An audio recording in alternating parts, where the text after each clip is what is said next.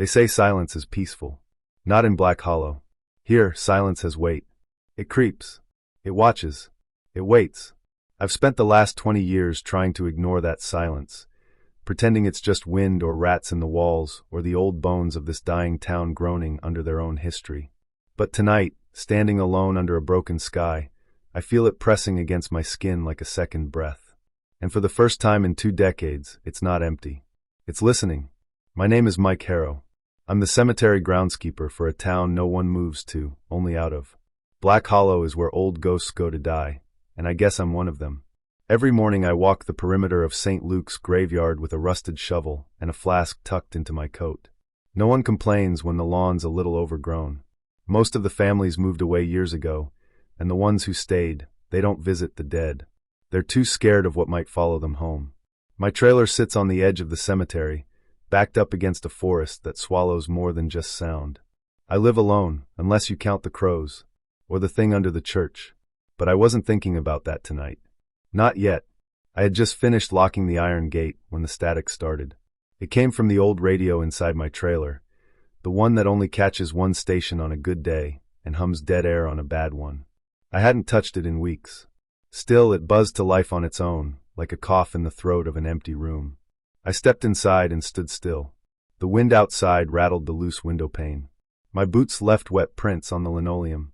The air smelled like pine and rust. Then I heard it. A voice. Not loud. Not screaming. Just one word. Mike! I didn't move. My heart didn't beat. It squeezed. That voice hadn't said my name in 20 years. I crossed the room and slammed the radio off with a shaking hand. My breath fogged in front of me. It was summer. There shouldn't have been any fog. I reached for the flask in my coat pocket, unscrewed it, and let the burns settle the rising bile in my throat. No. It's nothing. Just nerves. Bad wiring. A dream I walked into while awake. But I knew better. I knew its voice. I knew the way it dragged the vowel in my name like a claw across glass. Slow. Familiar. Too close to forget. Too deep to ever dig out completely. Alvarez. I hadn't spoken that name in 2 decades. Hadn't dared. Even writing it down once made the lights flicker for 3 days straight. I opened the drawer where I kept things I promised myself I'd never need again. Salt. Charcoal. An old crucifix that still smelled like smoke. A folded map with one place circled in red. The old church at the edge of town. St. Mary's. Abandoned since the fire. Since the exorcism. I still have the scar across my ribs where something unseen tore through the room the night we tried to bind him. And we did bind him. I was sure of it. Buried beneath the church floor, behind layers of Latin, salt, and blood. It should have held. So why the hell did he just say my name? The silence returned after that, heavy pressing, thick as fog in my lungs. But it was different now. Not empty.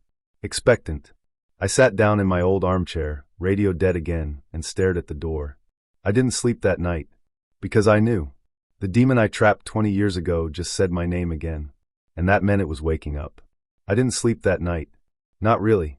I lay on the creaky couch in my one-room cabin behind the cemetery, staring at the ceiling, watching the shadows shift across the beams. I tried to convince myself it was a dream, just a fragment of the past bleeding through my memories. But deep down I knew better. That voice. That name. It wasn't the kind of thing you imagine by accident. I got up just after 4. The air was cold, biting even though it was mid-May. Fog had settled thick over Black Hollow, covering everything in a blanket of damp silence. I could barely see 10 feet past my porch, but I didn't care. I had to know. I grabbed my flashlight, my keys, and the old iron crowbar I kept near the back door. My truck sputtered to life with a metallic cough, headlights cutting through the fog like blades. The road to the church was barely visible, lined with crooked trees that leaned toward the path as if eavesdropping. It had been 20 years since I last stepped inside St. Mary's Chapel. 20 years since the fire, the screams, the moment the world tilted sideways and never quite came back. I parked out front and killed the engine. The church looked worse than I remembered. Rot had eaten through the roof, letting in rain and mold. The bell tower had collapsed years ago, and vines crept up the sides like fingers trying to pull the place underground. I stood there for a moment, just breathing. The place smelled like wet leaves and old stone. Familiar. Heavy. I reached into my jacket and pulled out the rusted key that had hung on my wall all this time. It still fit the lock.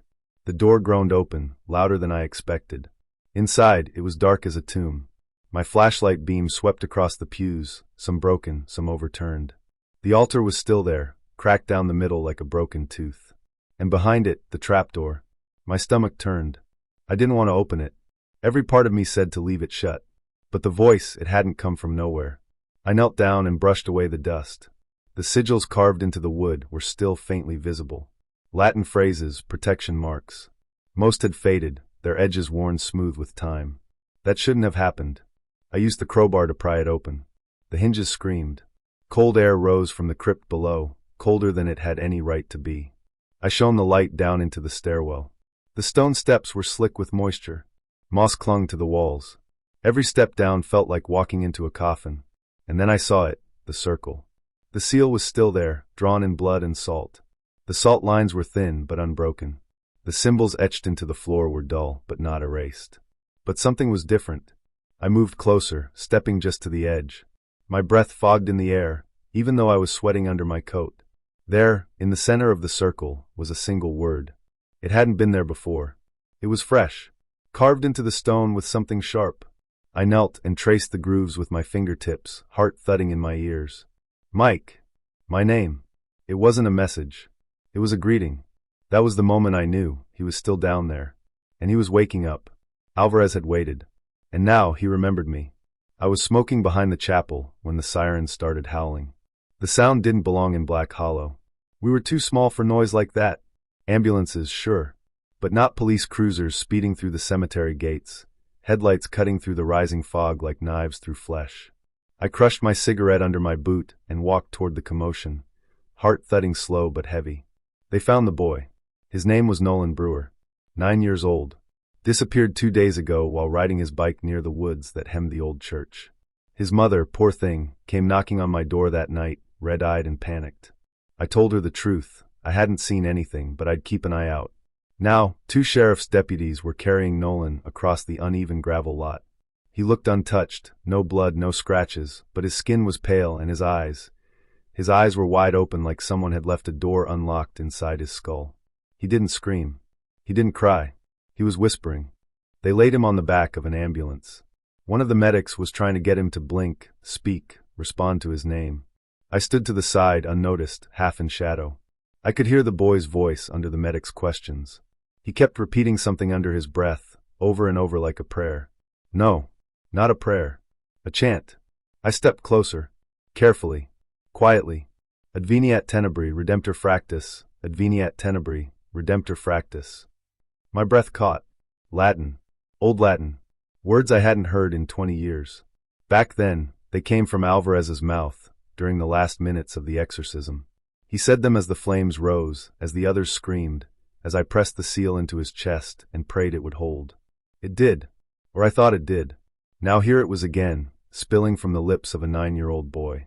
A cold sweat dripped down my spine. I stepped back, bumped into the rusted side of a cemetery truck. The sound made one of the deputies glance my way. Mike? You all right? I nodded, slowly. Yeah. Just startled. He didn't press. They never did. I was the cemetery guy. The weird one. The guy who talked to gravestones more than people. I walked away. Back to my shed. Back to silence. Back to the one place I thought the past couldn't follow me. But when I opened the door, there was something waiting. A drawing. Lying on the floor just inside, the paper smeared in charcoal. A child's hand had made it, uneven lines, but the shapes were precise. Terrifyingly precise. A circle, with 7 jagged triangles around it. Symbols carved into the edges like sharp teeth. The same seal I used to trap Alvarez. The seal I buried under 20 years of denial. And in the center of the drawing, in shaky but careful block letters, was a single word. My name. Mike. I didn't sleep that night. I sat with the drawing, the memory, and the chant echoing in my skull. It had begun again. Not with fire. Not with screams. But with a whisper. And a name. Mine. I parked the truck half a block down from the old rectory. The engine coughed and died, leaving only the sound of wind brushing dry leaves across the cracked pavement. The building ahead looked like it had aged 2 decades in just a few years. The once white paint now flaked like old skin, and the front door leaned slightly off its hinges. I stood there a moment, fingers clenched around the steering wheel, heart pounding like I was a teenager again, about to get scolded for sneaking out. But this wasn't a scolding I feared. This was something older, something I had buried. I stepped out, boots crunching gravel, and walked up the crooked steps. My hand hovered near the door for a second before I knocked. 3 soft raps. The door opened before I could knock again. Father Emile stood there, smaller than I remembered, wrapped in a thick gray cardigan with holes at the sleeves. His face was pale and sunken, eyes dull, until they landed on me. Then something flickered behind them. Recognition. Dread.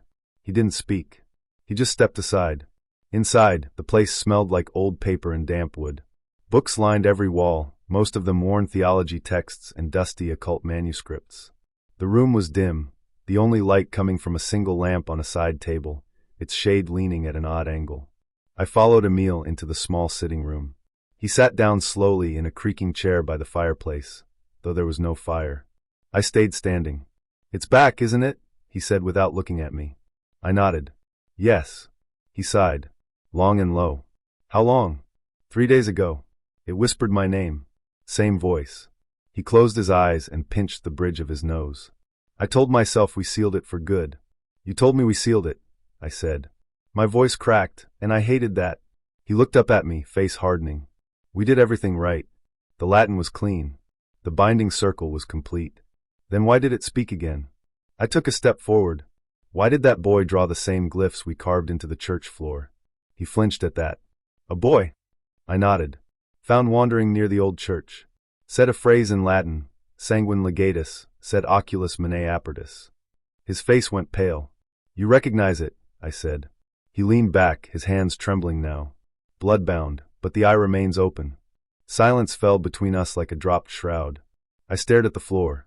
The wooden slats were warped from water damage, a stain spreading like veins from beneath the rug. Emile finally spoke again. "You were never supposed to come back to Black Hollow." "I never left," I said quietly. "Not really." He chuckled dryly, a bitter sound. "Guilt's a tighter leash than faith." I looked at him. "You knew it wasn't over, didn't you?" He didn't answer. Instead, he reached into a drawer beside the chair and pulled out a small wooden box. The same one we used to keep the demon-binding tools in. He handed it to me with both hands, like it was something holy. Or cursed. I opened it. Inside was the iron ring we used during the ritual. It had once been silver, but now it was tarnished black, coated in dried blood. "Mine." I lifted it with shaking fingers. "You bled into that ring," Emile said. "That's what made the bond stick. That's why it keeps calling you. You're still linked." I closed the box and set it on the table. "Then I'll end it." He looked at me with something like pity. "You already tried." "No," I said. "Back then I wanted it gone. Now I want it dead." He laughed softly, like I was a child with a stick trying to slay a storm. "It doesn't die, Mike. It waits." I stood. "Then let it wait. I'll be ready this time." I turned to leave, but just before I stepped outside, Emile called after me. I used to hear it too in dreams. It stopped years ago. But last night I heard it again. Whispered one word. I turned my head. "What?" He looked up, eyes hollow. "Forgiven." The door creaked shut behind me, but the word stayed with me all the way home. Not because of what it meant, but because Alvarez doesn't forgive. It lies. The rain wouldn't stop that morning. It fell in sheets, tapping against my window like impatient fingers. I hadn't slept. Not really. I drifted in and out of shallow dreams where voices hissed behind closed doors and shadows stretched longer than they should. I lit a cigarette with shaky hands and stared out across the cemetery. The headstones looked like broken teeth in the gray fog. Everything felt off, like the ground was holding its breath. I was halfway through my smoke when my phone buzzed. "Mike," said a voice I hadn't heard in a long time. "You need to come to St. Bartholomew's. It's Father Emile. Something's wrong."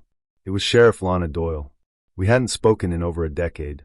Last time we did, I was being pulled out of the burning church, blood on my face and holy oil burning in my eyes. "I'm on my way," I said. St. Bartholomew's stood like a dying skeleton at the edge of town. The old church had long been abandoned, but Emile insisted on living in the rectory beside it. Said he couldn't leave holy ground, not after what we'd seen together. The patrol car was already there, lights flashing silently in the mist. 2 deputies stood near the front steps, looking pale and unsure. Lana met me at the door. Her hair was pulled back, soaked from the rain. He's inside, she said, voice low. Mike, it's bad. I didn't ask questions. I just walked in. The smell hit me first. Not rot. Not blood. It was the scent of burnt iron and wet stone. Ritual smells. Father Emil's body was in the study. Or what was left of it. He was on the floor, eyes missing, mouth stretched wide in a scream he never got to finish. His hands were folded over his chest, and someone, or something, had carved symbols into his arms. Familiar symbols. Ones I hadn't seen in 20 years. Who found him? I asked, crouching beside the body.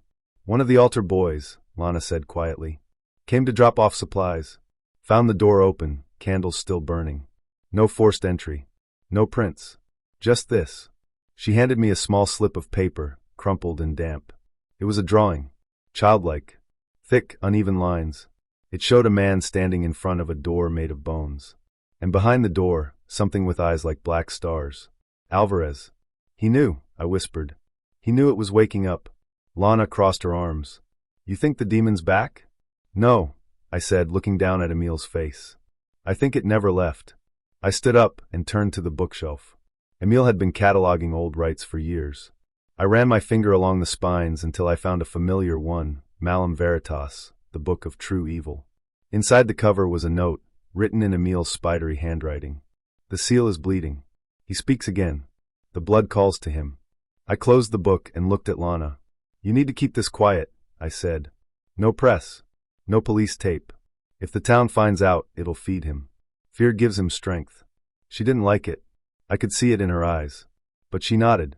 You're going back in, aren't you? I don't have a choice, I said. This time, it's not just a whisper. It's a warning. That night, I sat alone in my cabin. I stared at the symbol Emil carved before he died. It was the sigil of binding, but reversed. He hadn't been trying to trap Alvarez. He was trying to keep something else out. And he failed. Because Alvarez wasn't just whispering anymore. He was listening. And now he was answering. I hadn't been inside the church since the fire. The old oak door groaned when I pushed it open, like it remembered my guilt. Inside, the air was damp and stale, thick with dust and silence. The sunlight filtering through the broken stained glass windows painted strange red and green shapes across the rotting pews. And there he stood, young, fresh-faced, and already out of place. Mike Harrow, he asked, stepping forward and holding out his hand. His voice was polite but firm. I'm Father Jonas.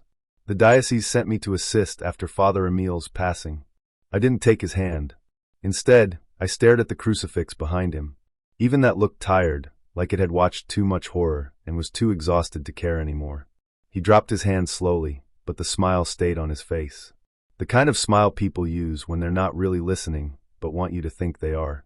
I've heard a few things, he said carefully, glancing around. About this place. About you. I turned my back to him and started walking toward the altar. The boards creaked under my boots. Then you've heard lies, I said. Maybe, he admitted, following behind. But I'm here to help, Mike. If something's happening, we can face it together. I stopped and looked at him. You believe in demons, Father? There was a pause. A long one. I believe in the idea of evil, he said. And I believe fear can make us see what we want to fight, what we can't control. There it was. The polished answer of a man who read about exorcisms, but never stood in front of something that grinned with teeth it didn't borrow from God. I reached into my coat pocket and pulled out a folded piece of paper. I handed it to him. It was the drawing the missing boy had made, the one with the Latin symbols and the black mass in the middle with too many eyes. He stared at it, his brow furrowed. Where did you get this? He drew it. Right after they found him at the edge of the woods, I said. He doesn't speak anymore, but he kept repeating one phrase. I didn't tell him that phrase yet. He traced the symbols with his finger, and his face slowly changed, confusion turning to unease, like something was pressing against the edges of his understanding. These symbols, he said, they look ancient. Not Latin, not Hebrew, older. They're Sumerian, I said. They were burned into the floor of this church after the fire. I covered them, sealed them, buried them. He looked up at me, eyes uncertain. You're saying this is real? I stepped closer to him, close enough that he could see the burned scar peeking from under my collar, the one shaped like a twisted serpent. Father, I'm saying something here is waking up, and it's not interested in scripture or sermons. The silence stretched between us.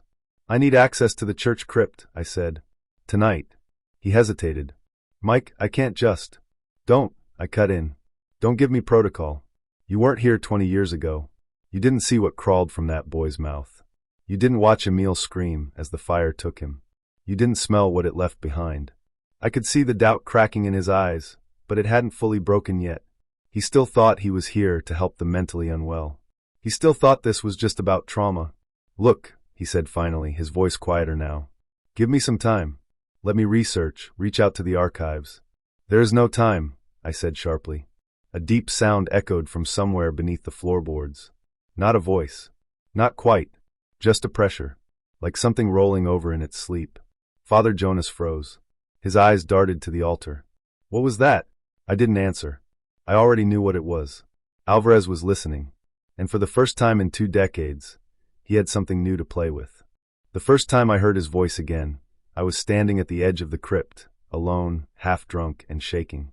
It had been 20 years. 20 long, heavy years since I'd sealed that thing beneath the old church floor. 20 years of silence, of pretending it was over.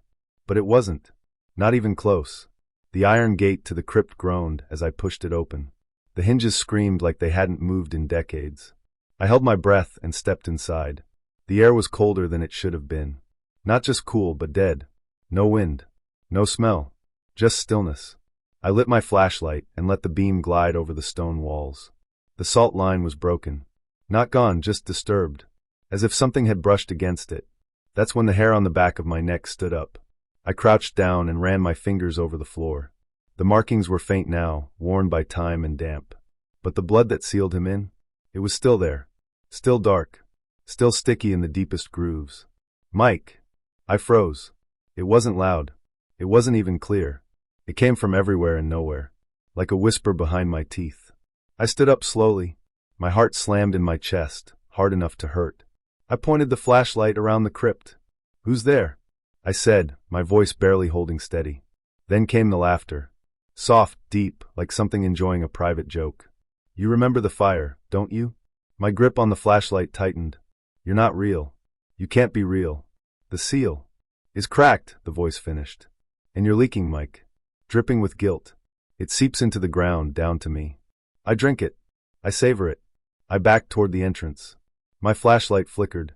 I watched you these 20 years, Alvarez continued. Watched you rot. Watched you bury your sins beneath cheap whiskey and dirt. But guilt, Mike, guilt is the kindling. And I've been waiting for the spark. I should have killed you, I muttered. You did, he said, in your mind. But not here. Not beneath the blood. You didn't kill me. You fed me. You locked me in, and left the door cracked. The light went out. Everything turned black. I couldn't see my hands. I couldn't see the exit. I couldn't even hear my breathing anymore. Just the voice. Do you want to know what I've seen? Alvarez whispered. Do you want to know what really happened to your father? Or how your mother cried when she found your ritual knife under your bed at 16?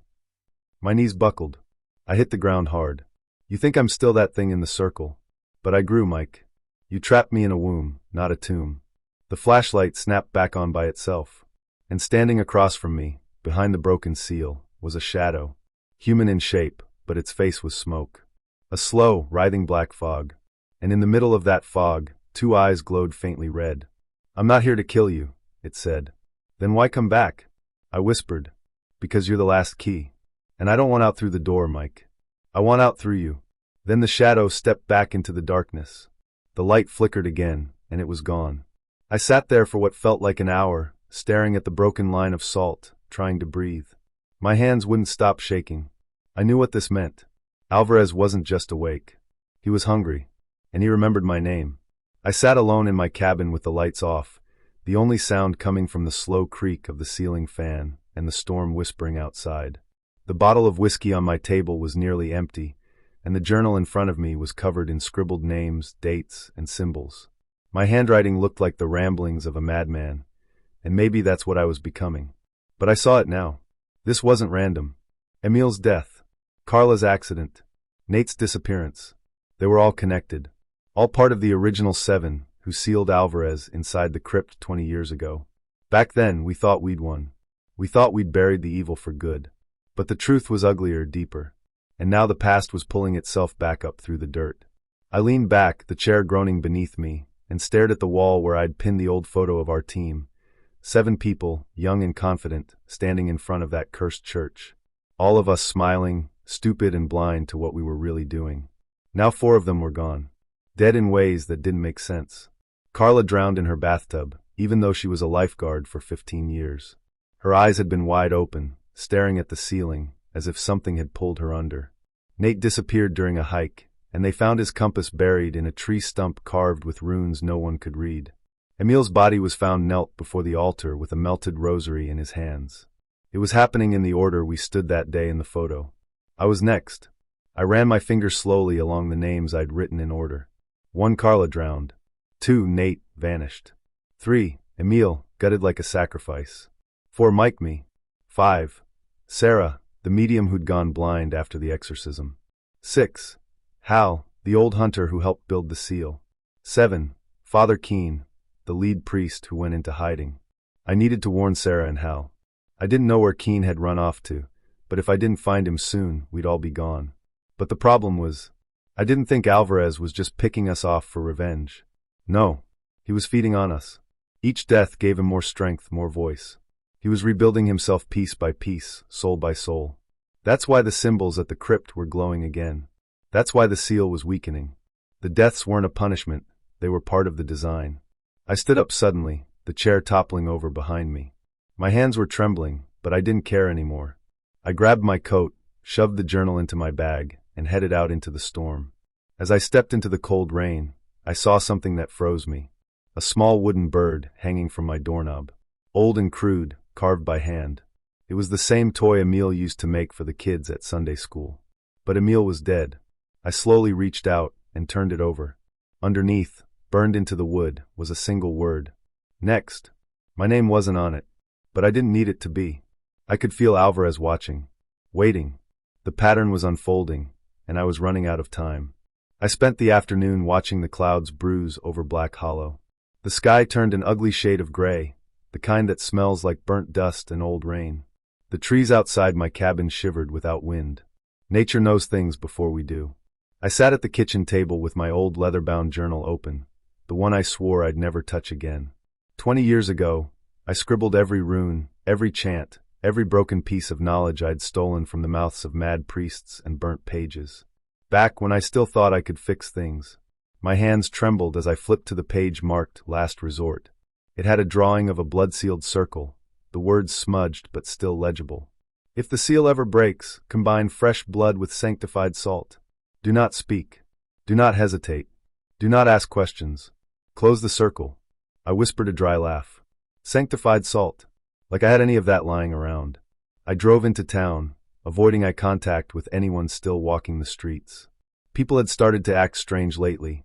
Eyes sunken, voices quiet, like they were dreaming while awake. As if the town itself was holding its breath. I pulled up to St. Elma's Supply, the old religious goods store that somehow still hadn't closed down. The place was dark, locked, but the side window was cracked open just enough. I climbed through, careful not to cut myself. Inside, the smell of dust and old wood hit me. I found what I needed, salt from the locked sacrament cabinet, 2 bottles marked blessed in peeling handwriting. I took them both. Back at my cabin, I set the salt on the floor, opened a rusty toolbox, and pulled out the knife I swore I'd never use again. It had belonged to Father Emil. He always said it was just for rituals, but the stains on the handle told a different story. I sat cross-legged on the floor and poured the salt into a perfect circle. My heart pounded as I rolled up my sleeve. I didn't hesitate.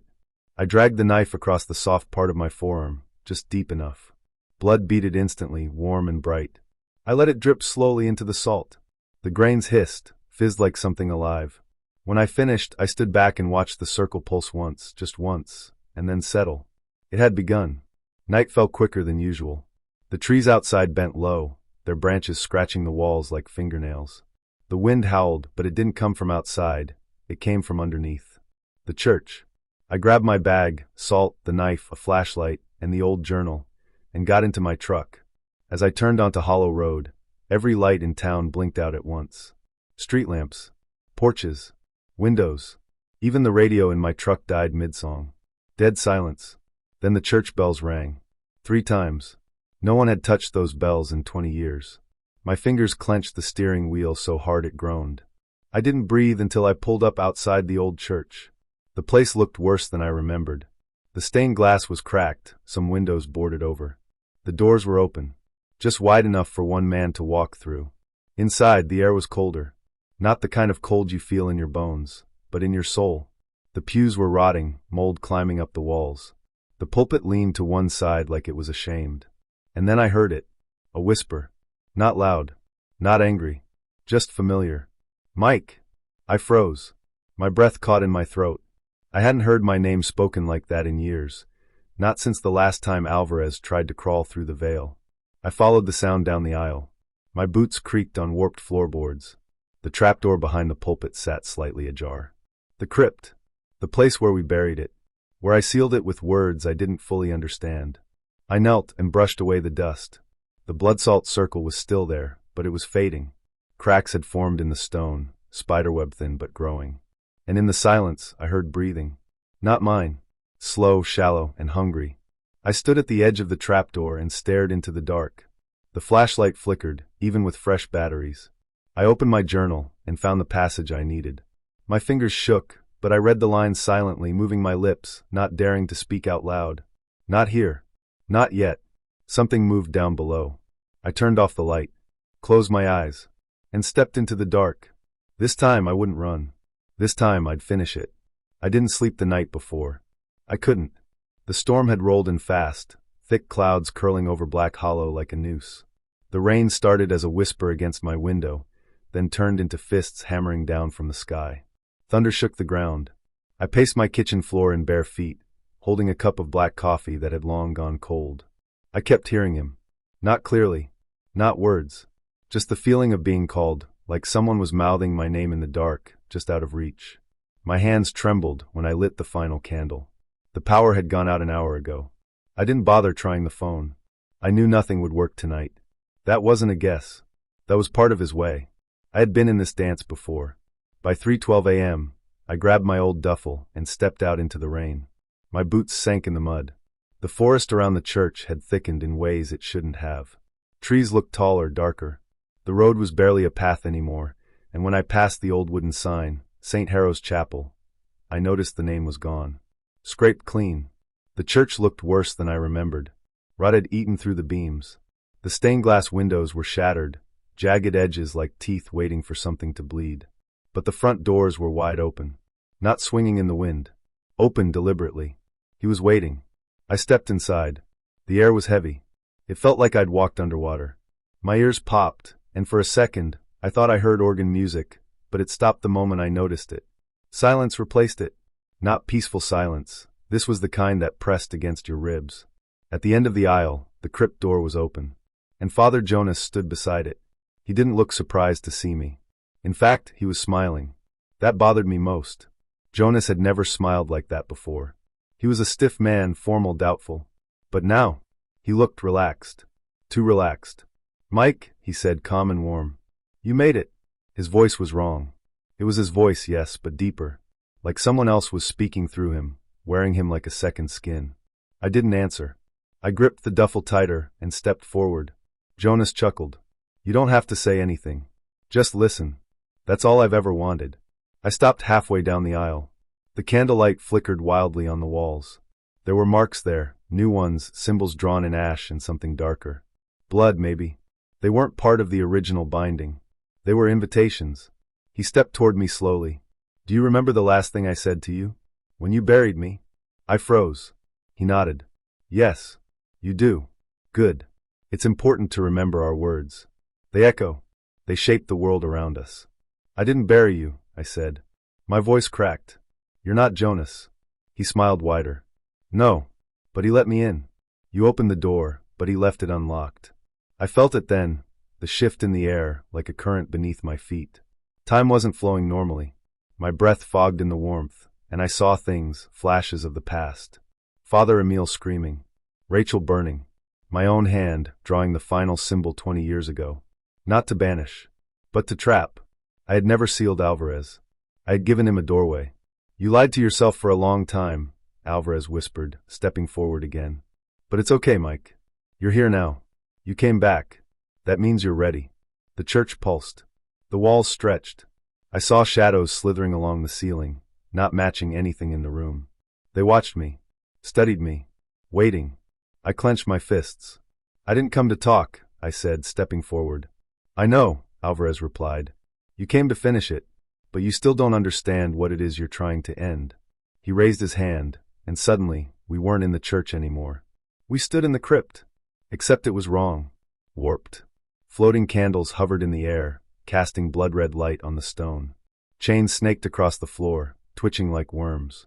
And at the center, the seal glowed faintly, cracked in two places. Alvarez turned, and in the flickering light, I saw Jonas's face tear slightly, like a mask peeling from the edges. Beneath it burned flesh. Black eyes. A mouth stitched with smoke. You never buried me, Mike, he said again. You buried your guilt. I've been breathing it in ever since. I dropped to one knee, pulling the flask of holy water and a knife from my bag. Alvarez tilted his head. Are you ready to bleed again? I didn't answer. I slit my palm and let the blood drip into the circle. This time, there would be no door left open. And if one of us didn't walk out of this crypt, that would be fine by me. The air in the crypt was thick, heavier than it should have been. It wrapped around my skin like wet fabric, pressing against my lungs. I held the lantern high, watching its flickering light dance along the old stone walls. Dust stirred with each breath, and something cold traced my spine every time I took a step forward. The stone circle was still there. Same worn carvings. Same blackened marks on the ground, where candles once melted into ritual lines.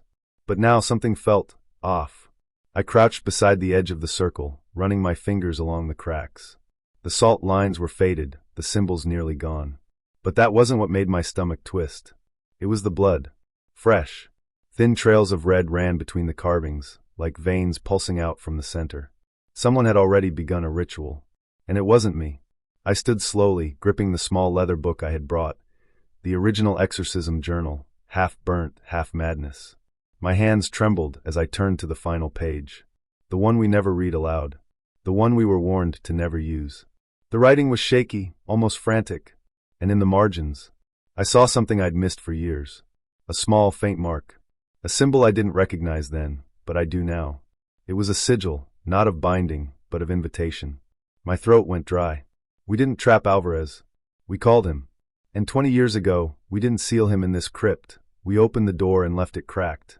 A wind moved through the chamber, though there were no windows, no vents. Just stone and dust and silence. But it whispered. You remember now, don't you, Mike? The voice was behind me, but I didn't turn. I couldn't.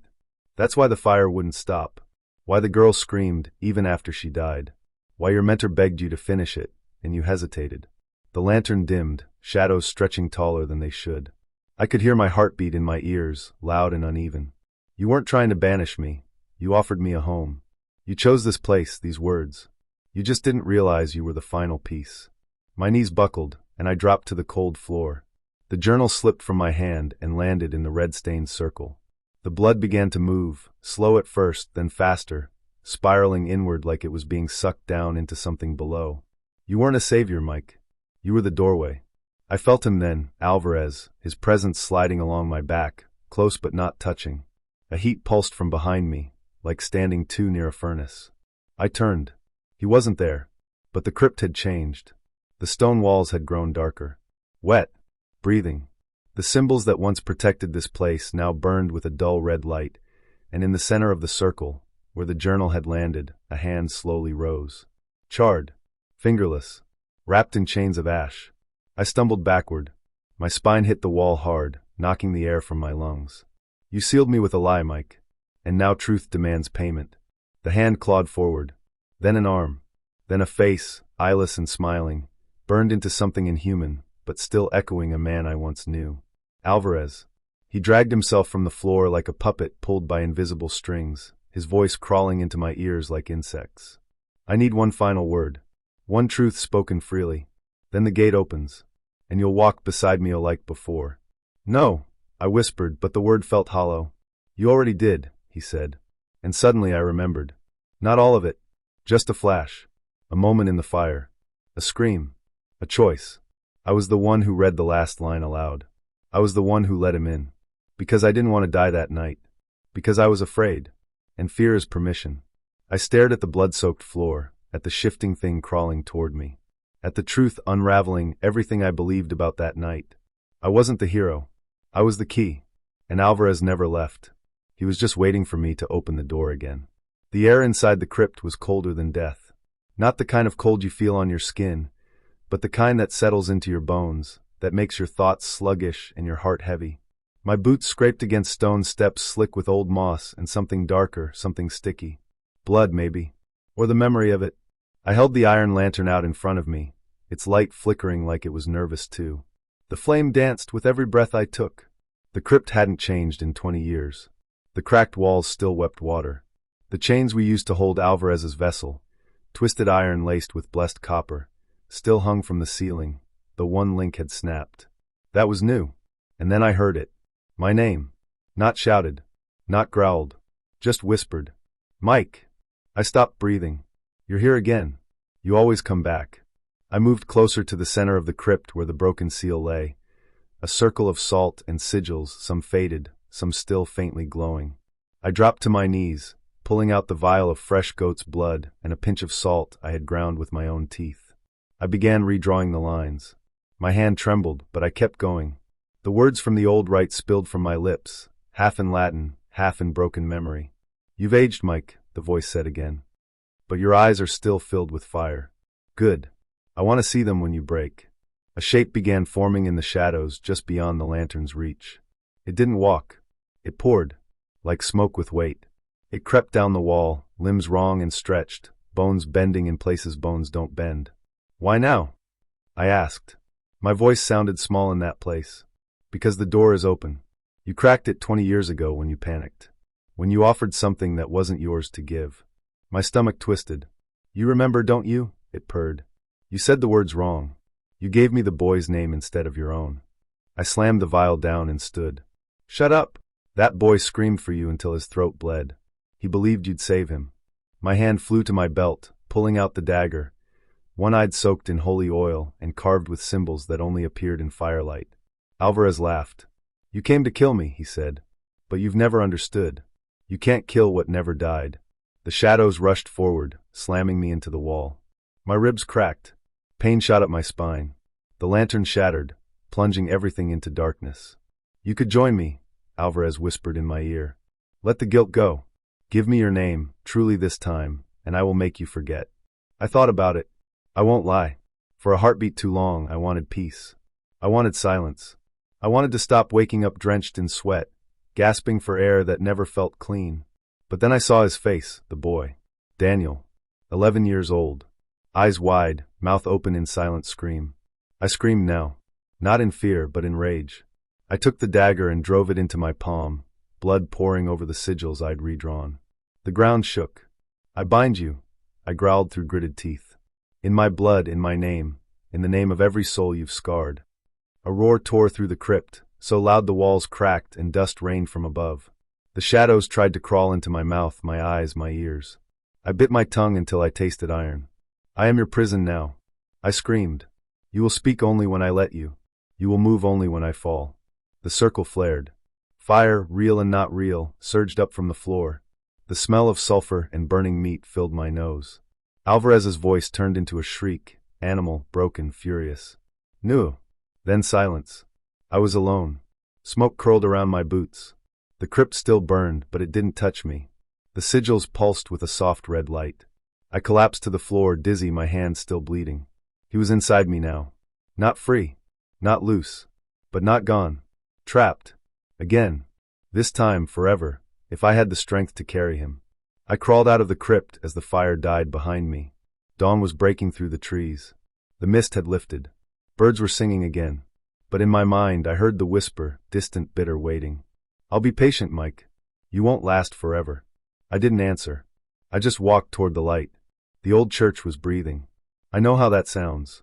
But as I stood at the entrance, its rotted doors cracked open like a waiting mouth. I could hear it, slow, rhythmic, wet breaths coming from deep below. The kind of sound that doesn't belong in a place made of stone and wood. The kind that lives in things that bleed. I gripped the rusted can of blessed oil in one hand and the bone-handled knife in the other. My fingers were shaking.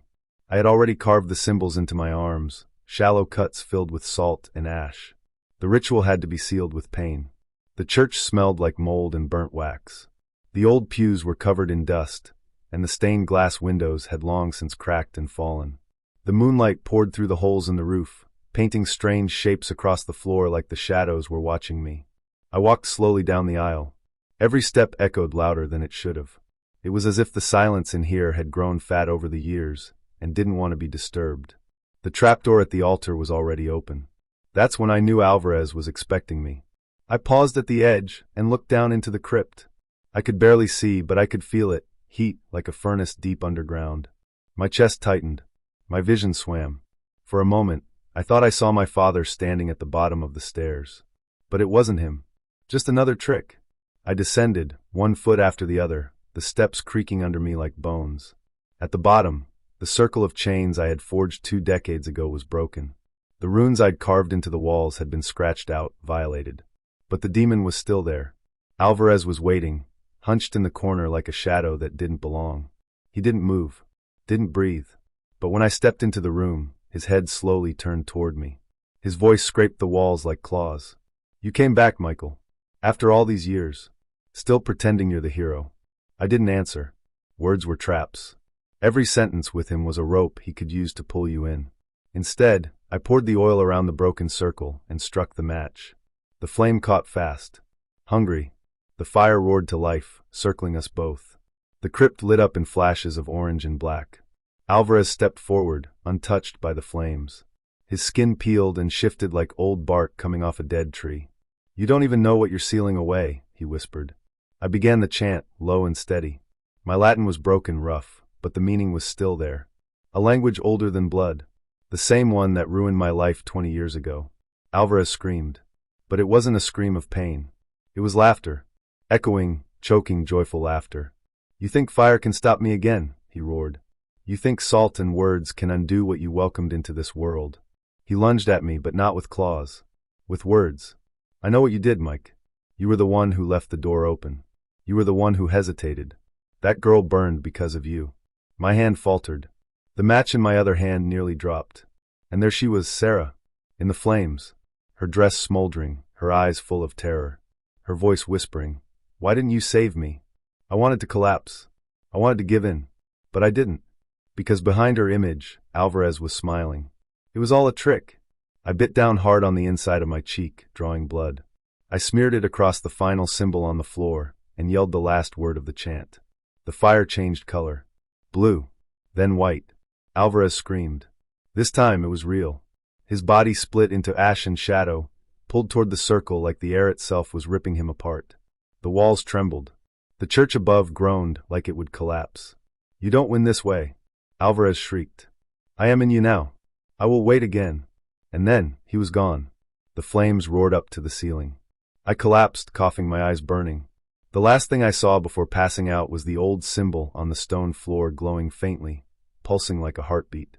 I had done it, but I knew the truth. This wasn't over. Not really. Not ever. The heat hit me first, not from the fire, but from the inside. Like my bones were beginning to boil. The crypt trembled as if it were alive, and Alvarez's voice echoed off the stones, deeper and more layered than before. It wasn't just in the air anymore. It was in me. "You waited too long, Mike," it whispered. "You should have burned with them." I stood in the middle of the chamber, the salt circle smeared with blood and ash. The symbols I had drawn pulsed faintly, flickering like dying fireflies. My hand shook as I held the final sigil, carved into a rusted iron plate. It had taken me hours to forge it from melted hinges and nails from the church pews. It had to be iron, old, sanctified, and broken by fire. The kind demons hated most. "You don't need to do this," Alvarez said now, using my father's voice. "You're already mine. Just let go." I knelt. My knees pressed into the cold, wet floor. Beneath the stones, I could feel the hum of something ancient, something waking. The lines of salt were trembling. Not from wind. From pressure. Alvarez was pressing against the seal, not just trying to break it. He was stretching it, warping it like skin pulled too tight. I looked around. The walls were bleeding. Not blood, something thicker, blacker, like tar. And in that blackness, faces formed. Father Emil. Sarah. Even young Jonas. All of them dead. All of them watching me. "I never meant for this," I said aloud. My voice sounded too small for a place like this. I only wanted to keep you locked away. You did, Alvarez said, still calm. But you left the key in the door. A sharp pain shot through my chest. I gasped and dropped the iron plate. My vision blurred. I knew what was happening. He was pulling through. Slowly, carefully, piece by piece, like a surgeon undoing stitches from the inside. I let you live for this moment, Mike. I needed you to come back. You're not just my jailer. You're the final door. I screamed, not out of fear, but rage. I slammed my hand into the stone floor, splitting my knuckles open. Blood spilled across the sigil, and the moment it touched the iron, the air cracked. Like lightning inside stone. Alvarez hissed. The ground surged upward. My teeth rattled. I grabbed the plate and pressed it to my chest over my heart. And I spoke the last line. Ora claustrum per me. Seal the gate through me. It wasn't Latin. It was older. Something I found carved behind the altar when I was 13.